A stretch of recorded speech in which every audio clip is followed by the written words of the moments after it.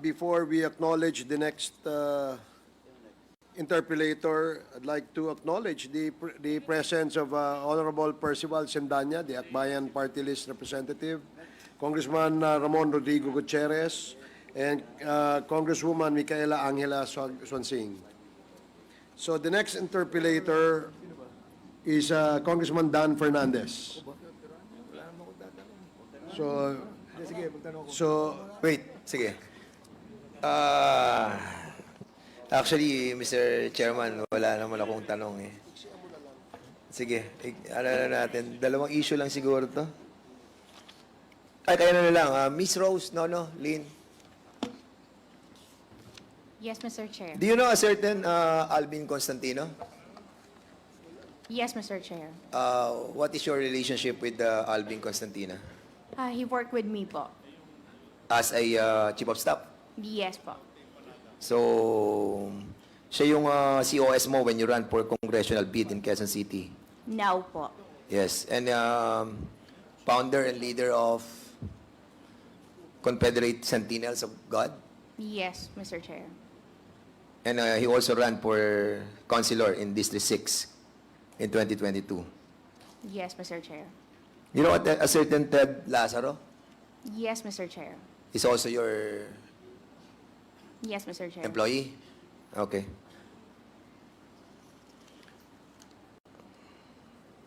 Yung bang pangalan ng asawa mo is Sean Wei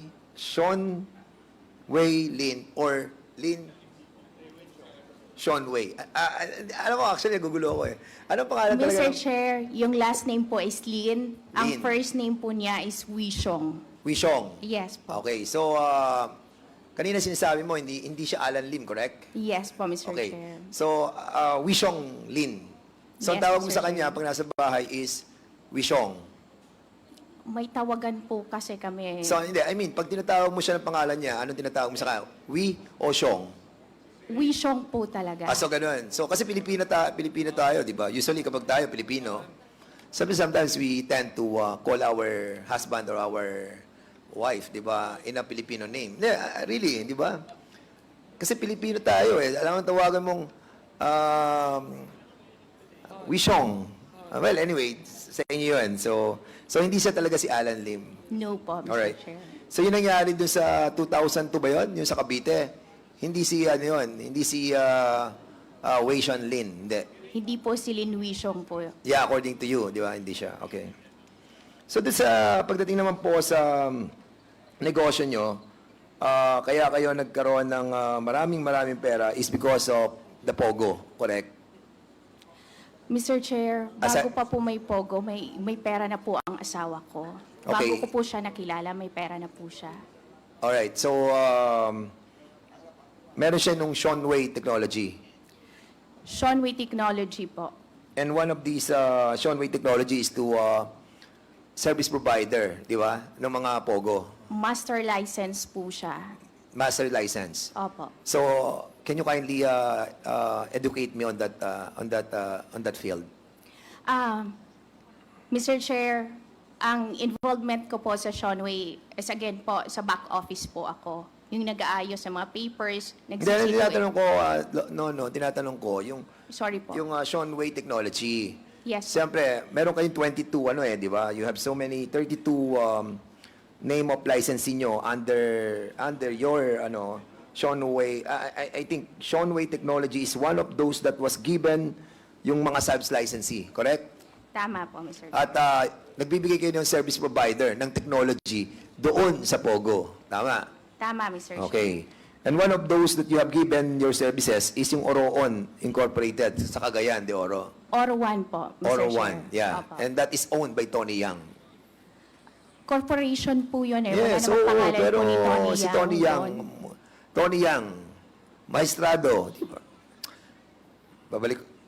Pakikita namin dokumento, kaso ang dami pa namin kakalkalin dito. But we know that Tony Yang owns itong Oro 1 Incorporated sa Cagayan de Oro. Ito yung ni-raid eh. Cagayan de Oro. Tama? po. Oh, yes, okay. Pero I don't know po kung na-raid po sila. Na-raid sila, nasa news. Hindi ka nagbabasa? Start po no, When was that, when yung sa Porac, when this was raided by PAOK TF and the DILG, were you aware of this raid in the Pogo in Porac? Mr. Chair, nalaman ko lang po yun through news. Do you have an interest in Pogo doon sa Porac? No, Mr. Chair. Are you sure? Yes, Mr. Chair. Were there a time that you have asked your COS, Alvin Constantino, na tulungan ka na ilabas yung mga gamit sa Porac? No, Mr. Chair. Wala Was po kaming there- business sa Porac Was po. there no communication between you No, and Mr. Alvin Chair. Constantino No, Mr. Chair. that you are asking him to find someone from the PNP to help you in order to release all your things, documents, and pertaining to assets in the Porac, Pampanga? No, Mr. Chair. Are you sure? Yes, Mr. Chair. Sige, I want to show you something. Can you show me figure 1, please? Ayan. Alvin, sino pwedeng tawagan sa Porac? Last time na binigay mo, okay naman. Pero this time, mga need namin kaming ilalabas. Hahanap po ako, ma'am. Then update ko po kayo. And that's Alvin Constantino. And magkano or kami na mag-uusap? Need ko ibang number pagpapakausap mo ako. Paggawa kay Ted. Di ba you remember Ted and Alvin, correct? Yes, Mr. Chair. Mr. Copy, Chair. ma'am. Wait. I'm not done yet. I'm I'll sorry, give you time. Mr. Chair. Okay. Punta tayo sa figure 2. O, ito naman, kausap mo. Ma'am, can I have additional funds for me to be able to file a case? Alvin, gamitin mo na lahat ng connections mo. Busy kami. Yung negosyo namin sa Palawan, kailangan namin gawa ng paraan. Yung sa Clark, yung pinuntahan natin, inaayos na rin namin kasi may tip na ayon sa ang next na pupuntahan. Just call me. Anong need? Magkasama naman tayo mamaya. Figure 3. You texted him. Any update? Ma'am, hinintay ko po yung regional director ng Region 3. Sige, ASAP. Si General Delbia, paasap ng number sa Viber at para sa staff ko muna. Tatawag sa kanya. Copy, ma'am. Hanapin ko lang po. Contact number. Send ko sa iyo. And then lastly, Albi, may papalangalan ako sa iyong properties, but we need to talk with my lawyers. Lahat ng mga negosyo namin need matago yung ibang mga properties. Dahil mag-start ng mag-freeze ng asset sa Porac, may advance info naman tayo. May time naman ako para itago yon mga asset. Ipasok ko sa foundation yung iba. Yes, ma'am. Just tell me all the details later sa virtual meeting. You can use me and Ted for your properties. So, are you going to deny this? Of course, right? Mr. Chair, talagang i-deny ko po yan dahil wala pong katotohanan. So, ito yung ano mo, yung iyong Facebook? Messenger. Mr. Chair, bigyan Is ko that po kayo. your Facebook account Messenger? Is that yours? Yes or no? Yes, Mr. Chair. Oh, yes. But, Mr. Chair, let me speak po muna kasi may one instance po na ginaya po yung messenger ko. Ginamit ang pangalan ko. Yes po, that's true po. Nireklamo po Nakita mo yung namin yan sa profile pic Facebook. mo, Rose? Yes, Rose, Mr. ayun yung Chair. profile pic mo. Tama po yan. And all those in conversation with Alvin Constantino, that the same profile pic. Well, anyway, of course, you will deny it, correct? Dahil hindi po totoo yan, Mr. Okay, Chair. Mr. Chairman, will be inviting over Mr. Alvin Constantino and Mr. Ted Lazaro in the next hearing, and for us to find out the veracity of all of these. Well, allegation din naman to, ano, Rose. Yes, Mr. We have Chair. to find out the truthfulness, ano, of this allegation as well. And how many licenses do you have? 35? No, Mr. Chair. One licensee and 9 service provider. Meron kayo may kayo sa Cagayan, meron kayo sa Palawan, meron kayo sa Clarkfield. Kapalawan, we don't have po. Sa Mactan, Mactan, mayroon po before. Pasay, Pasay, mayroon po. Parañaque, Paranaque, yes po. Yes. Mr. Chair. You have, yes. Thank you po. Mr. Chair, sakali po ba na mapatunayan na ang ginamit po na messenger doon ay peke, maaari niyo po ba akong tulungan para ma-track po yon? Sure. Salamat Rose, po. No, don't worry. We will be fair, transparent, and the very purpose of this hearing is to really find out the truth. Hindi naman po kami manggigisa ng tao dito kapag hindi po totoo. But of course, these documents that are being presented to us, the reason why we are trying to present this is to have the validation. Hindi naman po namin kayo pinipin down. But if ever na mapatunayan natin na hindi ito totoo, di mas maganda po para po sa atin lahat. Salamat, Mr. Chair. Alright. Okay, so dito naman po, Mr. Chairman, no, kay So the second to the last interpellator is Congressman Rog Gutierrez, and then Congressman Caraps Paduano, and then last but not the least is Congressman Acop that will recap the discussion of the topic today on the dangerous drugs. So, Congressman Rog Gutierrez, you are recognized. Thank you, Mr. Chair. Mr. Chair, just a few questions, and actually this could have been an interjection, just to clarify po, no? But I'd like to direct our questions to our guest, si Ms. Rose Nono Lin. Good evening po. So, Mr. Chair, if all is well, I'll proceed with my questioning. Ms. Lin, good evening. Mr. Chair, just to clarify po, no, because I know you've been answering this previously already quite a lot, although I'd just like to clarify. To give context, your name was mentioned in the previously presented matrix, and it raises a lot of questions. Of course, that's a reason why we have this hearing, to really clarify po kung, especially to hear your side on these matters. My understanding, Mr. Chair, is that Ms. Lynn Orelgo was already asked about yung formally biological. No relation to formally pharmaceutical. Yes. However, is it correct to state that when you mentioned earlier that formally biological, what was the nature, just to clarify again, ano po yung nature ng formally biological corporation? Ang nature po sana nun na magiging business nun ay magtatayo po ng laboratory sa paggawa ng gamot. And this is no longer functioning? No po. You mentioned earlier that, I think one of the congressmen mentioned that there were links between formally biological to formally Philippines Holdings. You mentioned na wala pong link. Were you able to verify kung may link po? Link po. Sorry, Mr. Chair. Pakiulit po ng tanong. Sorry. Were you able to verify? Because earlier you answered in the negative when you were asked po if there was any link between formally biological, in which you are a incorporator po, no?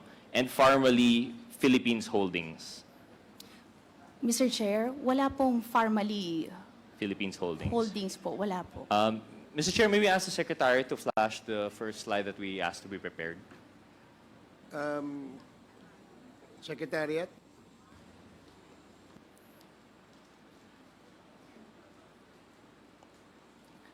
Based on the corporate records, and you admitted this earlier, that you are a treasurer po, no, for Formally Biological. I'm not sure if it's clear in your screen po, but if you would see in the sixth listed under the GIS, General Information Sheet for Formally Biological, meron pong nakasulat na Formally Philippine Holdings. Mr. Chair, wala po talagang formally holdings. But this is an official record that you've submitted before the SEC. No, wala po. How do we verify? Mr. Chair, I suppose may we perhaps invite a representative from the SEC so that we can confirm this finally, but just to share with the research person, nandito po siya. And actually, can we move to the next slide, please?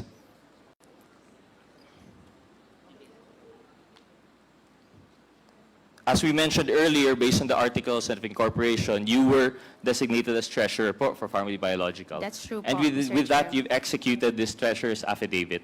That's true po. And in the treasurer's affidavit, basically, this is proof that you have accounted for at least the old ruling that you need to have 25% of the stock to be subscribed to, and then 25% of that to be paid. That would necessarily mean po that you are aware of your stockholders. I will check po sa records po namin, Mr. Chair. Okay, but just to Thank you. clarify, this is an official record. And may we have the next slide, please? And yun po, lumalabas dun, based on Article 8, that there was in fact a Family Philippine Holdings. In fact, it is your majority shareholder with 10.3 million amount subscribed. And if we look at the other shareholders, and this is the initial po sa Articles of Incorporation po natin, lahat po nominal shares lang po. Are you sure you don't recall this corporation? This was there from the very beginning. No, Mr. Chair. I'll double check po sa company Okay. papers po namin. So, Mr. Chair, if that's the case, in your recollection, and to note po, no, it's interesting because it's Family Philippines Holdings, but it is a Singaporean corporation based on the records. Mr. Chair, sa pagkaalala ko po, wala pong Philippine, Family Philippine po. Opo. So, maybe know from your recollection, how did you come into incorporating Family Biological Ang Corporation? alam ko lang po sa Family Biological, lahat po ng incorporator po yan, walang company, lahat po tao. Lahat po tao? Yes po. Okay. And the majority of the resources that was put up for the stock holdings would be from who was the largest Individual po. stockholder? Individual. I mean, Yeah, sino yung po? Singaporean po, na si Mr. Wang. So there was a Singaporean involved? Yes po, yung Singaporean. Actually po, yan po ang naging lacking director po doon sa pharmaceutical. So you have an interlocking director, Yes po. itong Singaporean national. Yes But as po. of the incorporation of Family Biological, siya rin po, he was already there. Yes po. Siguro po, Mr. Chair, we really will need the SEC to confirm this po based on the documents that were provided. But anyway, thank you for that clarification. We'll move on to the next. As mentioned and has been established, you seem to be a very prolific entrepreneur po, no? You have a series of corporations that you have incorporated, and you mentioned that not all of them were active. But Yes. I'm sure that you're well aware that quite a few of the corporations were mentioned in that matrix that was presented prior, and that's what actually sparked this. We just want to go through them po to have an understanding. I know some of them were mentioned earlier, but just to go through them one by one para we have a clarification. Yung sa XRL Holdings po, this you mentioned was a family corporation, tama po ba? That's right po, Mr. And Chair. its primary purpose is to hold holdings in what industry? Or is this supposed to hold all of your investments? Yeah, that's true po. Yung XRL po, this is 60% owned by you. Yes. And the 40% is owned by the husband. Yes po. And XRL has holdings in what subsidiaries po currently? Sa ngayon po, wala pa. Kasi inaayos pa po namin yan. So XRL came after the other corporations. So you're going to be retrofitting na lang Yes po yung po. others. Oo. Okay, understood. Aayusin na lang po para maayos yung setup. We also mentioned that there was a Xiongwei Technologies. Ito po ba is in the field of Philippine offshore gaming? Is that Yes correct? po, before. Opo. Prior. It is not closed down. You have not liquidated yet, but you are no longer operating as there is no license. Is that correct? No po, close na po siya since 2023 pa. As in wrapped up na rin po yung Yes. corporate papers and you've already Ay, sa liquidated. corporate papers po, Mr. Chair, inaayos na po yun. Okay, Pero so hindi pa. pagkakalam ko, wala na siyang operations, wala na lahat. Okay po. Just to clarify po, kasi there's a difference between operation ceasing and the ceasing of the corporate life po, no? So, tuloy pa rin po yung corporate life, wala lang operations. Yes po, Okay. that's right po. Thank you. And that correct po, 30% po kayo. Yes po. And you were in the back end. Yes, until And- 2021. Sino po yung front end operator? Was it your husband? Ang operator, yes po. So husband niyo po is involved with Pogo? Operations. Opo. So he knows the ins and outs of Philippine offshore gaming operations? Yes po. Yes, he does. Do you know anything about the operations of Philippine offshore gaming operations? Or mostly doon ka lang po talaga sa permitting? Doon lang po talaga ako sa mga documents and permits po. Okay, sige. We'll go back to that later. Ms. Lynn, nabanggit rin po yung Paili Estate and Paili Holdings, and you've confirmed that you have a part in this po, no? In fact, for Paili Estate, you have 25% stake. May we know po what is the nature of the Paili Estate company?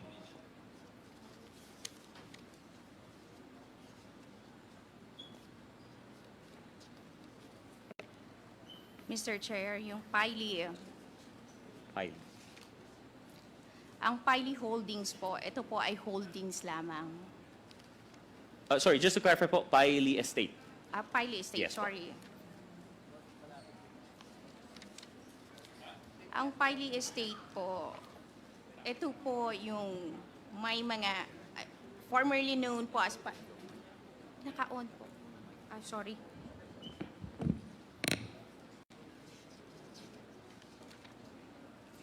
Mr. Chair, yung Piley Estate po, formerly known po siya as Piley Holdings. Oh, so they're one and the same. No Nag- po. they're- Formerly known po siya as Formerly known. Piley Holdings. Yes po. Ito po ay holding companies po siya. Sorry, can you clarify? You mentioned that they formerly known as Piley Holdings. Yes po. But when I said they're one and the same, you said they're not. No po. So, Kasi mayroon po talaga siyang Piley Estate. formerly known as... So that means may dalawa pa po or isa lang po? Actually po, ang Piley Estate Group of Corporation, formerly known po siya as Piley Holdings. Okay, and the second corporation would be? Piley Holdings Corporation. Okay, so the group of company would be known as holdings and the isa estate naman. Yes po, Okay. yes So po. in any which case, both are now holdings. Is that what Both you're are saying? holding companies. Both are holding companies. And Yes. ito po yung nabanggit earlier na mentioned sa Clark mega project Yes po po. ba? Okay. Thank you. And but you have a personal stake here po, no? 25%. Tama po ba? Okay. Thank you. Another corporation would like to go for yung Full Win Gaming Corporation. Is this familiar to you po, Ms. Lin? Sorry, Mr. Chair. Full Win. Full win. Apo. And it's correct that you have 30% stake in this? Let me check po, Mr. Chair, ha.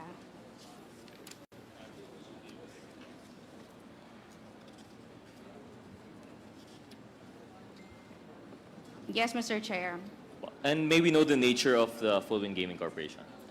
Mr. Chair, itong Full Win is non-operating companies po to since 2021 pa. And ano po yung operations niya prior to the season? No, wala po siyang operation talaga. No operation at all? No What operation was, at all. What was the intended industry po na papasukan po nila? Dapat po ito yung Full Win, gagawin po ito dapat na holdings din po, holdings company. Ito dapat yung una.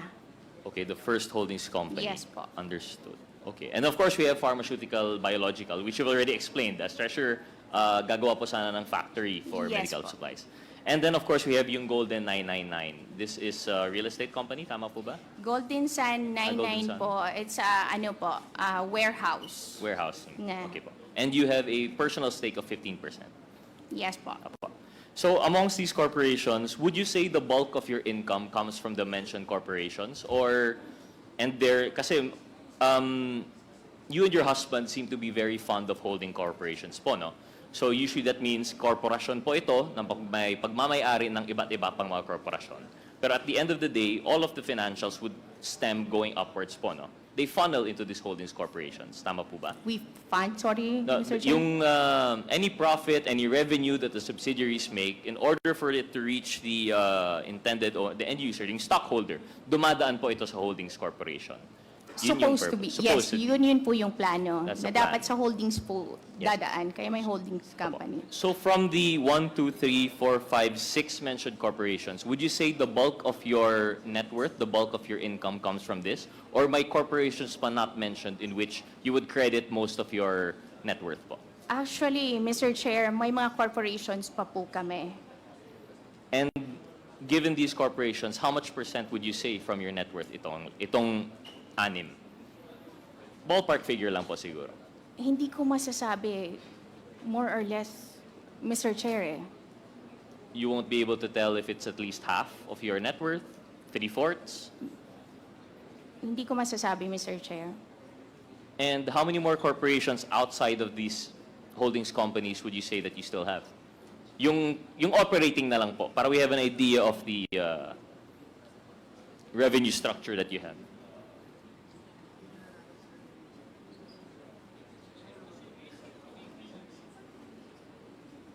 Siguro may dalawa o tatlo pa, Mr. Chair.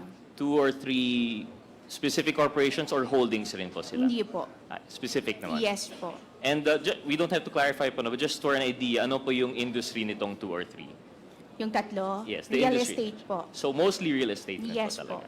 po. Okay.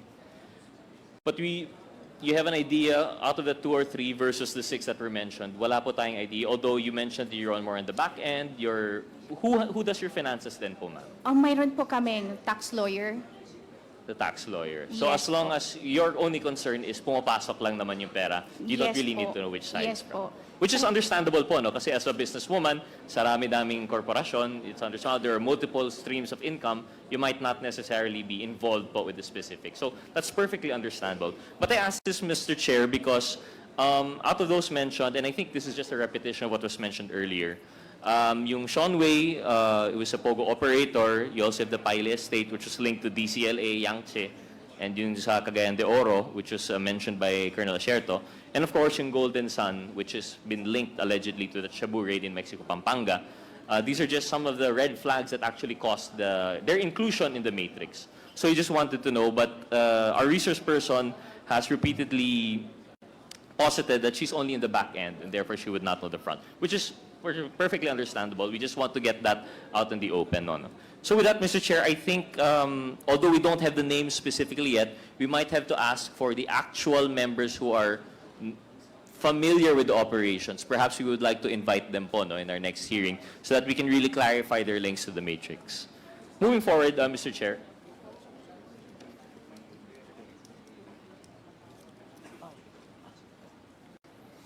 Moving forward po, no, siguro. One interesting that was mentioned in the matrix po is yung Sean Wei Technologies. And you mentioned po earlier that you were involved with the back end and the permitting. And this would involve permitting po sa PAGCOR. Would that be correct, Mr. Chair? Yes, that's right And po. please correct me if I'm wrong, we might be mistaken, but our understanding is when you have a parang master permit, master license for Pogo operations, if there are service providers, they piggyback on your license. Is that correct? Yes po, at mayroon rin po silang sariling license na ini-issue Yes. po ng PAGCOR. Like for example po, I have this copy na para po ang license na ito ay sa master license po namin, which is Sean Wei. And mayroon rin pong license dahil mag-a-apply rin po ang mga service provider po namin sa PAGCOR. So Absolutely. they have their own license din po. Yes. They have their own license, but of course, they have to be attached to a Pogo Yes operator. po. So in which case, the master license would be Sean Wei Technologies. And there were some that, I'm sure you're aware of them, they were mentioned in particular. Do you have any relation to Turquoise Diamond Technology? Ano po siya? Service provider po siya ng master license po namin. But I mean, do you have any personal relation? Do you have a No stock po. holding? Or do you have interlocking directors in some of your corporations? I'm not sure, but I'll check po para hindi Sige po po. ako magkamali, Mr. Chair, kung okay Apo. lang.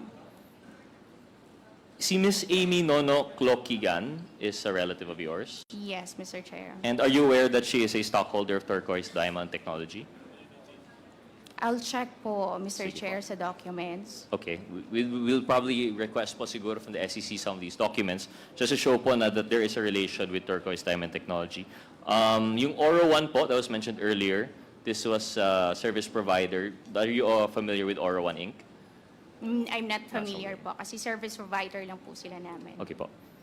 And Shidai Keji, are you familiar with this service provider? Shidai Kiji is one of our service provider.